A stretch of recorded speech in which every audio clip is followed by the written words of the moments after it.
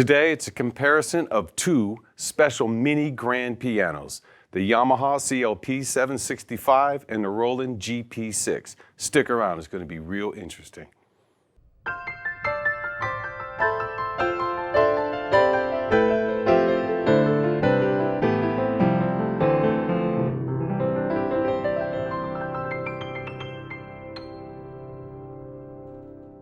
Hi, Ted Barcelou with Alamo Piano Galleries. If you haven't already, please subscribe to this channel.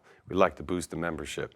And if you'd like, go shop at our website on alamopianogalleries.com, and you'll see a lot of the pianos that we do videos for here on that channel. As promised, this is kind of a standoff, a comparison between the model of a grand piano that I call a mini grand. Sometimes they call it a small grand or a micro grand, but I think the real name is probably a mini grand. The first time I saw this style cabinetry was in a Yamaha Disclavier. I think it was a DC, or they called it it was in a mini grand cabinet. It was a 3 model instead of a regular grand model. And it was a pure digital piano, and it had a Disclavier in it, and it was in a mini grand case. They sold really well because it gives you the concept and the idea and the thought and the appearance of a grand piano at about half the space.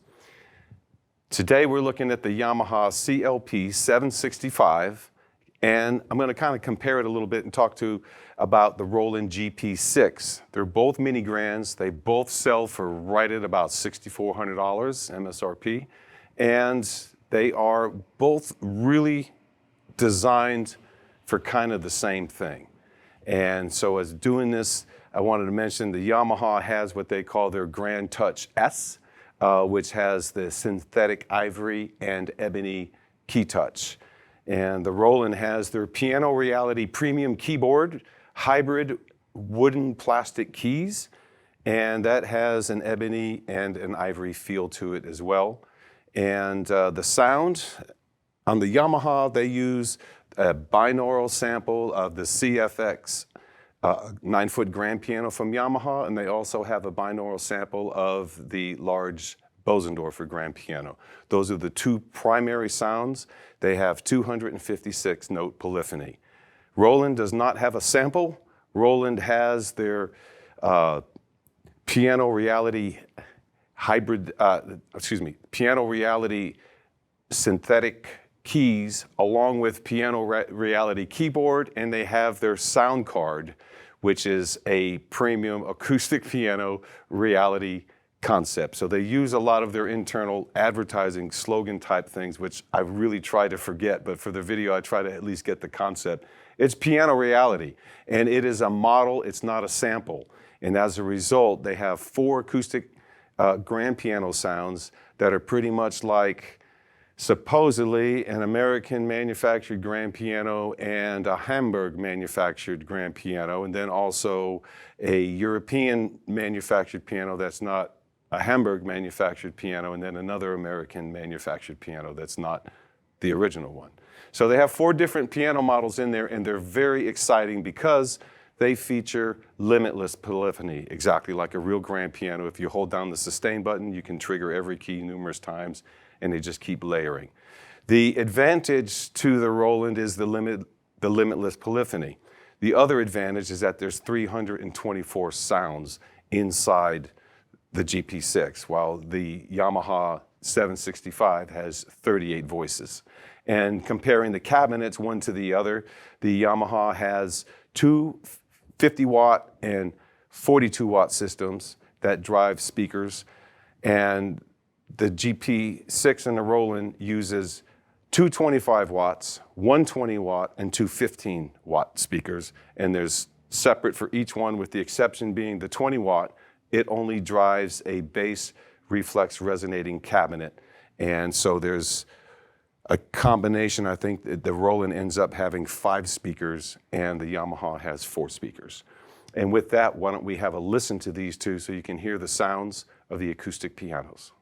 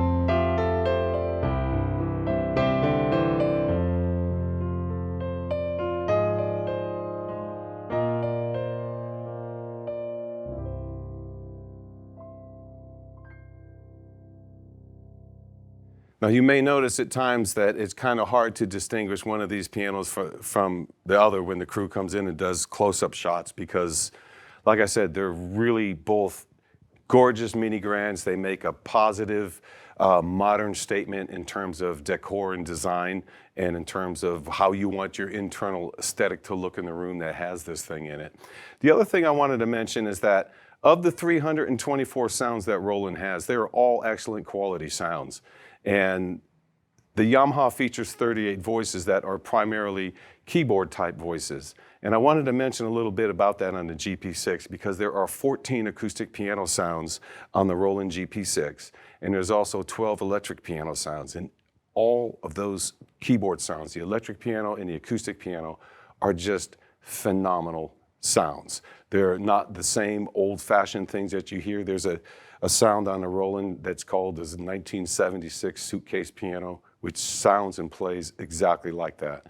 The other thing I want to mention, both of these units have in common 3 pedals. There's a soft pedal, there's a sostenuto pedal that is also assignable to do other things, and there's a regular sustain pedal just like on a normal piano. And they have that in common. They also have the ability to go in and adjust the temperaments however you want of almost every single key or any single aspect of playing that piano. Where they really do have a difference is in this warranty. And I've said this before about Roland. There isn't any product on the market that I'm aware of that has a 10-year full warranty of all manufacturers' defects in materials or workmanship. And if there is one, they come to your house and fix it. The Roland GP-6 is good to go on a warranty for 10 years. The Yamaha, on the other hand, is still good to go for 5 years from any defects of materials or in workmanship. And doesn't say anything about coming out and fixing it on site, but they will be responsible for repairing it, replacing it, or servicing the thing. Not on site. That's a different story. And for that reason, that's why I always give a thumbs up to anything that covers the consumer to eliminate and reduce all doubt when making a purchase.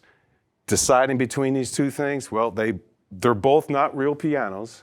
They both don't look like real grand pianos, so they're obviously filling a niche in the market that applies to a different generation of pianos because it's not just a piano that draws you to this. It's the ability to have other instruments. And I've played the Yamaha 765 at gigs before, and it is a fun instrument to have. You attract a lot of attention because it is different looking. And I didn't do anything fancy with it. I didn't use MIDI files. A lot of performers use MIDI files and do it. I've never done that. But at the same time, they're both great performance, practice, and instruments to have in your home.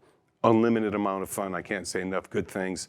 And they're really close to being identical with very, very few exceptions. You'll have to decide which one works for you. I will say that the Roland is a little bit different. And by being different, it's just because it's different. A lot of times when players go out, they have a tendency, and I always tell people, remember, you've probably played more Yamaha pianos and keyboards than anything else. So really compare what you're playing with something else and see where it's at. And with that, I think that's probably going to generate some good questions and comments, and send those in because we love answering those.